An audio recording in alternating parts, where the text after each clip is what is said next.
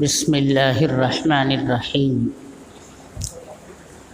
الحمد للہ رب العالمین والصلاة والسلام علی سید الانبیاء والمرسلین وعلی آلہ واصحابہ اجمعین اما بعد فقد قال اللہ تبارک وتعالی فی القرآن المجید والفرقان الحمید اعوذ باللہ من الشیطان الرجیم بسم اللہ الرحمن الرحیم فذکر انما انت مذکر لست علیہم بمسیطر الا من تولی وکفر فیعذبہ اللہ العذاب الاکبر ان الینا ایابہم ثم ان علینا حسابہم صدق اللہ مولانا العظیم۔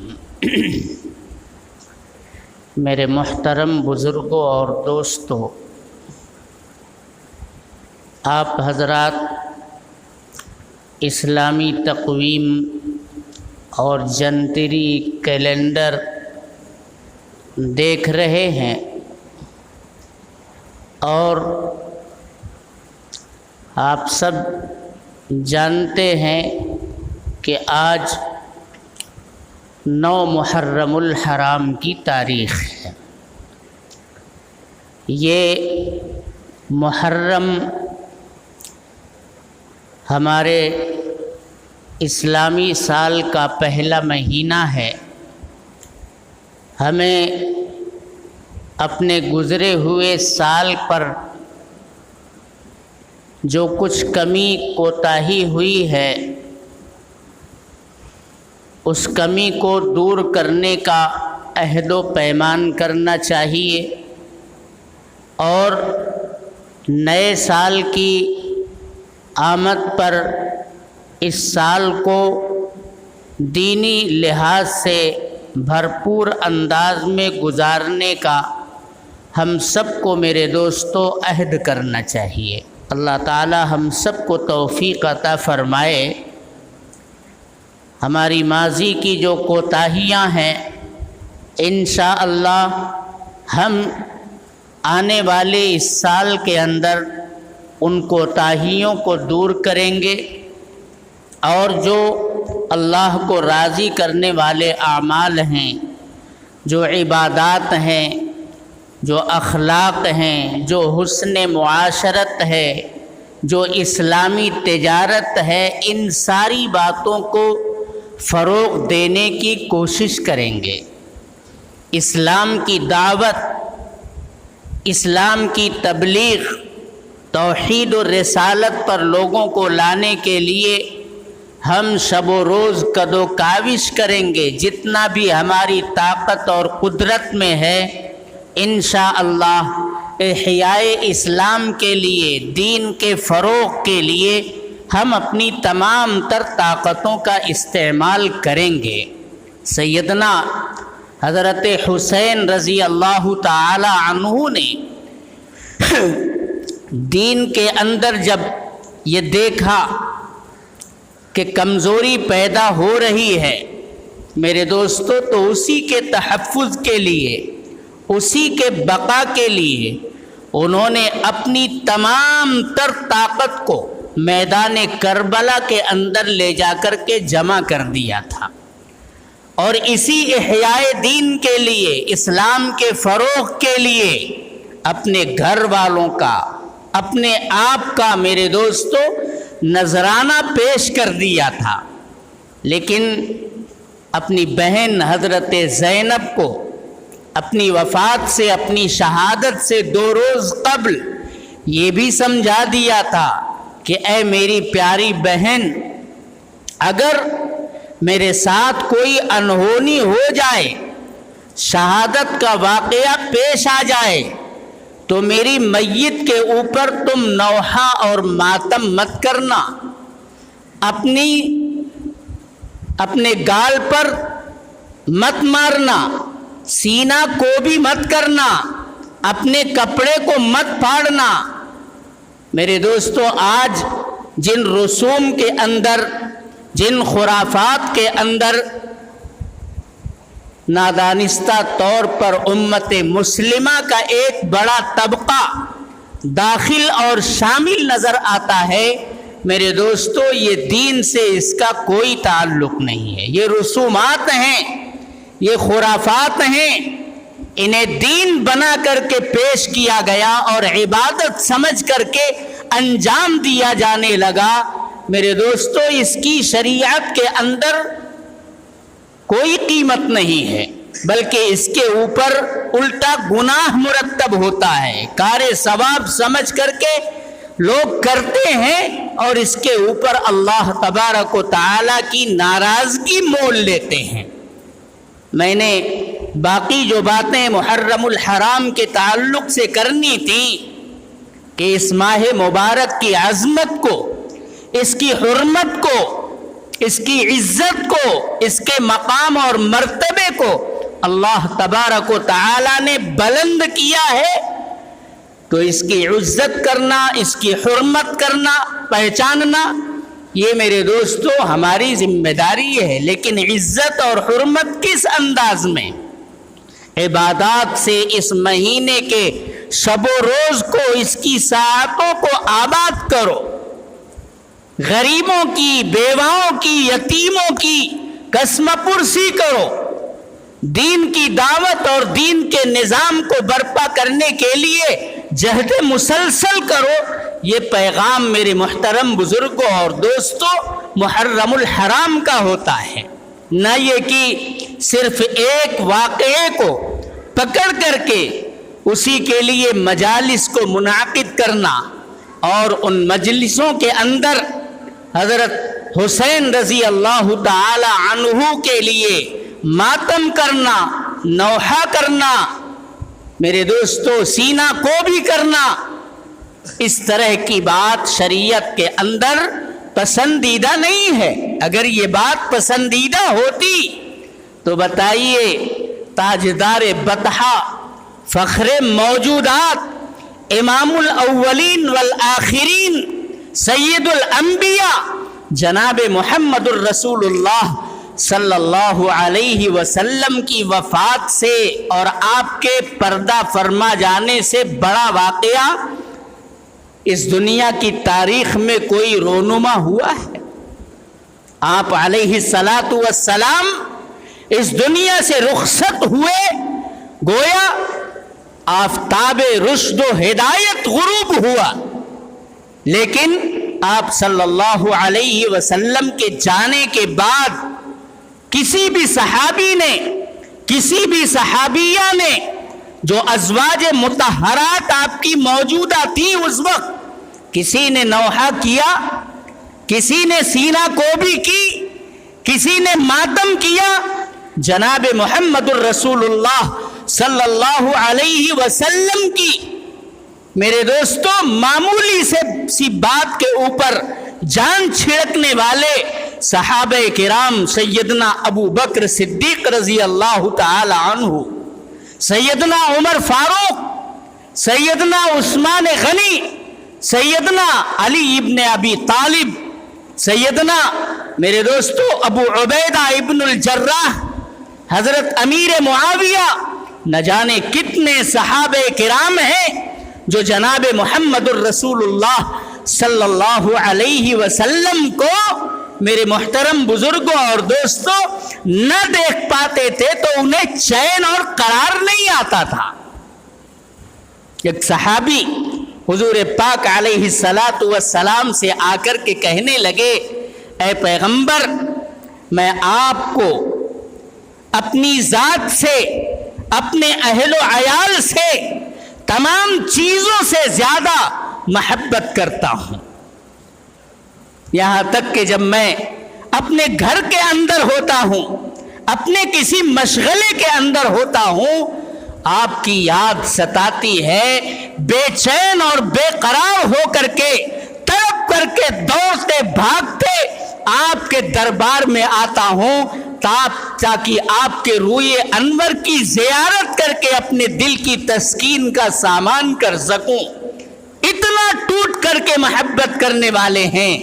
پھر کہنے لگے لیکن دنیا کے اندر تو یہ آسان ہے، جب تک آپ اس روئے زمین کے اوپر ہیں ہم آتے ہیں اور آپ کی زیارت سے مشرف ہوتے ہیں، ہمارے دل کو چین آتا ہے، قرار آتا ہے جب آپ اس دنیا سے رخصت ہو جائیں گے اور آپ چلے جائیں گے، ہمارا بھی انتقال ہوگا۔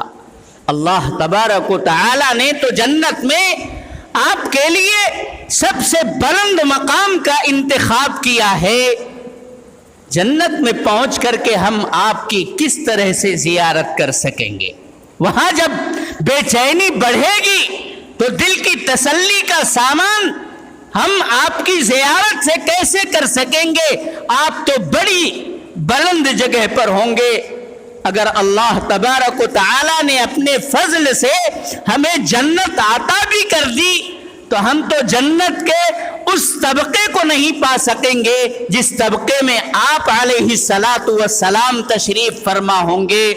تو اس وقت ایک آیت نازل ہوئی تھی جس کے اندر اللہ تبارک و تعالی نے یہ ارشاد فرمایا ہے کہ جو لوگ اللہ کی اطاعت کرتے ہیں، جناب محمد الرسول اللہ صلی اللہ علیہ وسلم کی سیرت اور سنت کو اپنے نواجذ سے پکڑتے ہیں، اپنے پلو سے باندھ کر کے رکھتے ہیں، اپنی عملی زندگی کے اندر سنت اور سیرت کو برت کر کے جناب محمد الرسول اللہ صلی اللہ علیہ وسلم سے وفاداری کا، آپ کے اوپر جان چھڑکنے کا ثبوت پیش کرتے ہیں، قیامت کے دن اللہ تبارک و تعالی انہیں بھی اس اعزاز سے نوازے گا کہ وہ انبیاء کرام کے ساتھ ہوں گے، وہ شہداء، صدیقین اور صلحاء کے ساتھ بلند مقامات سے نوازے جائیں گے۔ انہیں جناب محمد الرسول اللہ صلی اللہ علیہ وسلم کی زیارت سے، آپ کے دیدار سے مشرف کیا جاتا رہے گا۔ بار بار ملاقات کا جب بھی تقاضا وہاں اٹھے گا انہیں زیارت کروائی جائے گی۔ فیہا ما تشتہیہ الانفس وتلذ الاعین۔ اللہ تبارک و تعالی نے ہر مومن سے یہ وعدہ کیا ہے کہ جنت کے اندر تمہاری تسلی کا تمام سامان فراہم کیا جائے گا، تمہارا دل جو چاہے گا اللہ تبارک و تعالی فراہم فرما دیں گے۔ تمہارے دل میں جو آرزو مچلے گی، جو تمنائیں تمہارے دلوں کے اندر پیدا ہوں گی، اللہ تبارک و تعالی ان تمناؤں کو تمہارے حق میں پورا کر کے دکھائے گا۔ تب جا کر کے ان صحابی کو چین اور قرار آیا تھا۔ میرے محترم بزرگوں اور دوستوں، صحابہ جان چھڑکتے تھے، لیکن آپ کی وفات کے اوپر، آپ کے دنیا سے پردہ فرما جانے کے بعد کوئی ماتم نہیں کیا، کوئی نوحہ نہیں کیا، سینہ کو بھی نہیں کی، اپنے کپڑوں کو نہیں پھاڑا، اپنے گال پر تماچے نہیں لگائے، کسی قسم کی تعزیہ داری کا اہتمام نہیں کیا گیا، کھچڑے پکا کر کے نہیں کھائے گئے، سبیلیں آپ کے نام پر نہیں لگائی گئیں۔ یقیناً نواسے رسول کی شہادت میرے محترم بزرگوں اور دوستوں، یہ اسلامی تاریخ کا انتہائی دردناک اور المناک واقعہ ہے۔ اس کا ذکر ہونا چاہیے، لیکن اس کے پس منظر کو پڑھنا چاہیے کہ کس بنیاد پر سیدنا حسین رضی اللہ تعالی عنہ اپنا سب کچھ تن من دھن اور کنبہ اور خاندان لے کر کے یزید اور یزیدیوں کے مقابلے پر آپ نکل پڑے تھے۔ اسلام کا تحفظ یہ مطمع نظر تھا، اسلام کے اندر کوئی کمی آ جائے یہ برداشت نہیں، یہ ناقابل برداشت چیز ہے۔ کوئی رسم کوئی بدعت اسلام کی جگہ اور سنت و سیرت کی جگہ لے لے، یہ بالکل ناقابل برداشت ہے۔ یہ عزم اور حوصلہ لے کر کے سیدنا حضرت حسین رضی اللہ تعالی عنہ میدان کربلا کے اندر پہنچے تھے اور خون کے آخری قطرے تک اسلام کے تحفظ کا میرے محترم بزرگوں اور دوستوں کام انجام دے کر کے اس دنیا کو ایک تابندہ تاریخ دے کر کے چلے گئے کہ دیکھو اسلام دشمن طاقتیں باطل اور طاغوت ہر زمانے کے اندر اسلام کے خلاف منصوبہ بندی کرے گا، سازشیں رچے گا۔ اہل اسلام کی یہ ذمہ داری بنتی ہے کہ ان سازشوں کو ناکام کرنے کے لیے عزم و ہمت کے ساتھ کام لیتے رہیں۔ اللہ تبارک و تعالی نے کیا فرمایا ہے؟ یا ایھا الذین آمنوا استعینوا بالصبر والصلاۃ، دین کے اوپر پوری پامردی کے ساتھ جمے رہو، استعانت اور مدد اپنے پروردگار سے مانگو۔ کوئی مدد دینے کے لیے میرے دوستو نہیں ہے، نہ انبیاء کرام نہ اولیاء عظام، ان کی عظمتیں اپنی جگہ پر، لیکن تائید اور نصرت کرنے والی ذات میرے دوستو یہ اللہ تبارک و تعالی کی ہے۔ نماز پڑھو، نماز کے اندر اپنی ذلت، اپنی مسکنت، اپنی پستی، اپنی کمزوری، اپنی عبدیت کا بھرپور اعتراف کر کے اپنے پروردگار کے سامنے دست فریاد پھیلاؤ کہ اے اللہ میں ٹوٹ چکا ہوں، میں تباہ ہو رہا ہوں، میں برباد ہو رہا ہوں۔ کوئی اپنا ذاتی کام ہو یا اجتماعی اور قومی ملی کام ہو، اجتماعیت کے ساتھ اپنے پروردگار کے سامنے اور انفرادیت کے ساتھ اپنے پروردگار کے جناب میں اپنے ہاتھ کو پھیلاؤ۔ مدد طلب کرنا ہے تو صرف اسی ذات کے سامنے ہاتھ پھیلاؤ، کوئی مشکل کشا نہیں ہے۔ میرے دوستو اللہ تبارک و تعالی ہی مدد پہنچانے والے ہیں۔ لوگ کیا کیا کرتے ہیں؟ منتیں مانتے ہیں، سماجتیں کرتے ہیں تعزیہ کے اوپر، اور کیا ہوتا ہے؟